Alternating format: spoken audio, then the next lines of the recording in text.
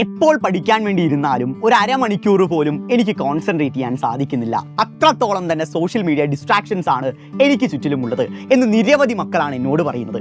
മക്കളെ, ഈ വീഡിയോയിൽ നമ്മൾ ഡീൽ ചെയ്യുന്നത് നിങ്ങളുടെ സോഷ്യൽ മീഡിയ ഡിസ്ട്രാക്ഷൻസ് കുറയ്ക്കാനുള്ള 4 ടിപ്സ് ആണ്. ഇത് നിങ്ങളുടെ ലൈഫിൽ നിങ്ങൾ ഇംപ്ലിമെൻറ്റ് ചെയ്യുകയാണെങ്കിൽ ഇനി വരാൻ പോകുന്ന നിങ്ങളുടെ പരീക്ഷയിൽ ഏറ്റവും മികച്ച മാർക്ക് തന്നെ നിങ്ങൾക്ക് ഉറപ്പിക്കാൻ സാധിക്കും. സോ നമുക്ക് വീഡിയോയിലോട്ട് കിടക്കാം. ഒന്നാമത്തെ കാര്യം, നമ്മൾ പഠിക്കുന്ന നമ്മുടെ സ്റ്റഡി ടേബിളിനടുത്തായിട്ട് ഒരു കാരണവശാലും നിങ്ങളുടെ സ്മാർട്ട് ഫോൺ നിങ്ങൾ കൊണ്ടുപോയി വെക്കരുത്.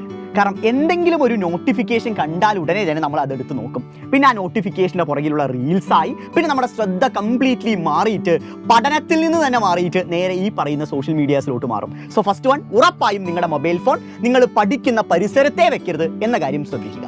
രണ്ടാമത്തെ കാര്യം, നമ്മൾ പഠിക്കാനിരിക്കുന്ന മൊമെന്റിൽ നമ്മുടെ സോഷ്യൽ മീഡിയ പ്ലാറ്റ്ഫോംസ് നോക്കൊന്ന് ലോഗ് ഔട്ട് ചെയ്ത് വെക്കുന്ന അത്രയും നല്ലതായിരിക്കും. അഥവാ ഇൻസ്റ്റാഗ്രാമെന്നും സ്നാപ്ചാറ്റിൽ നോക്കൊന്ന് ലോഗ് ഔട്ട് ചെയ്ത് കഴിഞ്ഞു വെച്ചാൽ അതിൽ നിന്നുള്ള അൺവാണ്ടഡ് ആയ നോട്ടിഫിക്കേഷൻസ് നമുക്ക് സ്റ്റോപ്പ് ചെയ്യാൻ പറ്റും. പിന്നെ ലോഗ് ഔട്ട് ചെയ്തൊരു അക്കൗണ്ടിലോട്ട് നമ്മൾ വീണ്ടും ലോഗിൻ ചെയ്ത് ഇടയ്ക്കിടയ്ക്ക് നോക്കാനുള്ള സാധ്യതയും കുറയും. സോ അങ്ങനെ നമുക്ക് ഈ പറയുന്ന ഇന്ററാക്ഷൻസ് നമുക്ക് കുറയ്ക്കാൻ വേണ്ടി സാധിക്കും. മൂന്നാമത്തെ കാര്യം ഏറ്റവും പ്രധാനപ്പെട്ട കാര്യമാണ്. നമ്മളിൽ പലരും ചെയ്യുന്ന ഏറ്റവും വലിയ തെറ്റാണ് രാവിലെ എണീറ്റ ഉടനെ തന്നെ മൊബൈൽ ഫോൺ നോക്കുന്നത്. എന്നിട്ട് തലേനാളത്തെ നോട്ടിഫിക്കേഷൻസും മെസ്സേജും ഒക്കെ നമ്മൾ ഈ പറയുന്ന രാവിലെ തന്നെ നോക്കാറുണ്ട്. അത് നിങ്ങളെല്ലാവരും ഒഴിവാക്കണം. സോ രാവിലെ നമ്മുടെ മൈൻഡ് അത്രത്തോളം തന്നെ ഫ്രഷ് ആയിട്ട് കീപ്പ് ചെയ്യേണ്ട സമയമാണ്. സോ ആ സമയത്തുള്ള മൊബൈൽ ഫോണിൻ്റെ യൂസേജ് കംപ്ലീറ്റ്ലി നിങ്ങളങ്ങ് ഒഴിവാക്കുക.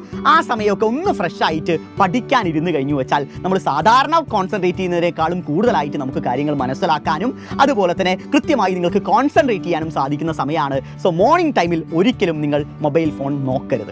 നാലാമത്തെ കാര്യം, അതും വളരെ പ്രധാനപ്പെട്ട കാര്യമാണ്. ഇപ്പം എൻ്റെ ഇൻസ്റ്റാഗ്രാമിൻ്റെ ഫീഡ് എടുത്തു കഴിഞ്ഞു വെച്ചാൽ അതിനകത്ത് പലപ്പോഴും വരാറുള്ളത് മൂവീസ് ഓറിയൻറ്റഡ് ആയ റീൽസ്, എൻ്റർടൈൻമെൻറ്റ് റീൽസ്, അതുപോലെ തന്നെ ഗോസിപ്പുകൾ, അങ്ങനെ പലതുമാണ്. സോ അങ്ങനെയുള്ള കാര്യങ്ങൾ നിങ്ങളുടെ ഇൻസ്റ്റാഗ്രാമിലും വരുന്നുണ്ടെങ്കിൽ ഉറപ്പായും അത്തരം ഫീഡുകൾക്ക് കാരണമായ പേജുകൾ അൺഫോളോ ചെയ്യുക.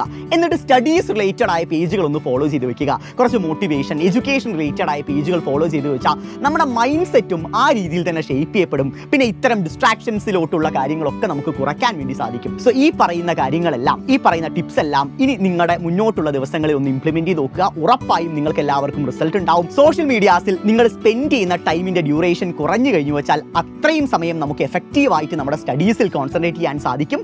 സോ മക്കളെ, ഗംഭീരമാക്കുക. ഓണപരീക്ഷയിൽ ഏറ്റവും മികച്ച മാർക്ക് തന്നെ ഉറപ്പിക്കുക. All the best.